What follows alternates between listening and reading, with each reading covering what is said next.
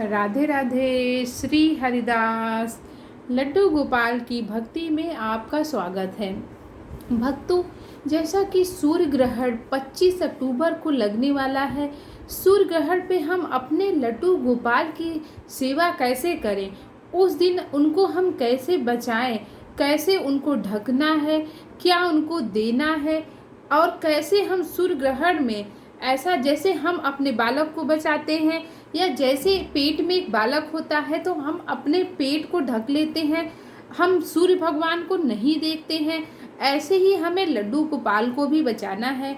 वो कैसे करना है आज मैं आपको इस वीडियो के माध्यम से बताने वाली हूँ।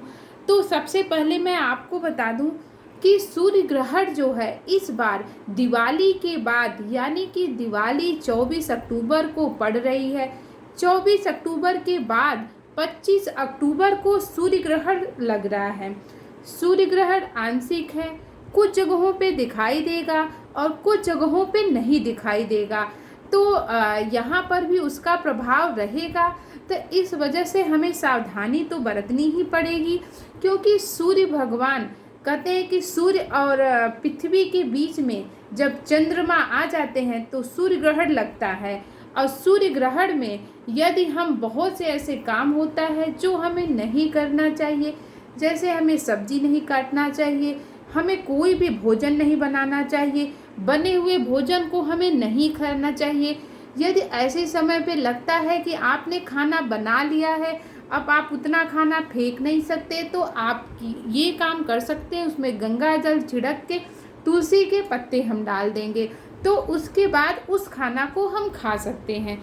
लेकिन सूर्य ग्रहण के जब तक सूर्य ग्रहण रहता है तब तक हमें कोई भी ऐसे काम नहीं करने चाहिए जिससे कि सूर्य भगवान को कष्ट हो, क्योंकि सूर्य भगवान हमारे कष्ट में रहते हैं। अगर उस समय पे हम ऐसे काम करेंगे मनोरंजन वाले तो उनको कष्ट होगा। हमें कैसे काम करने हैं, हमें कोई धार चीज़ें जो है वो तो हमें बिल्कुल प्रयोग नहीं करना है। बस हमें ये करना है, आप गंगा जी में जाके स्नान कर सकते हैं, दान कर सकते हैं। आप विष्णु भगवान के सामने बैठ जाइए, विष्णु भगवान का नाम लीजिए, कृष्ण भगवान का नाम लीजिए, ओम नमो भगवते वासुदेवाय, ओम नमो भगवते वासुदेवाय, ऐसे करते हुए आपको जाप करना है। विष्णु भगवान के सहस्त्र नाम का आप जाप करें। जितना से जितना आप अच्छे अच्छे धर्म कर्म करते हैं उस समय पे आपका दुगना फल मिल जाता है, और आप देखेंगे पूरे साल आपके घर में बरकत बनी रहेगी। और जो सवाल है हमारा वो यही है कि हम लड्डू गोपाल को क्या कर सकते हैं। तो आपको यही करना है कि सबसे पहले तो उन समय में लड्डू गोपाल को आपको मतलब कि छूना नहीं, मतलब आपको ऐसे उनकी पूजा पाठ कर देना है।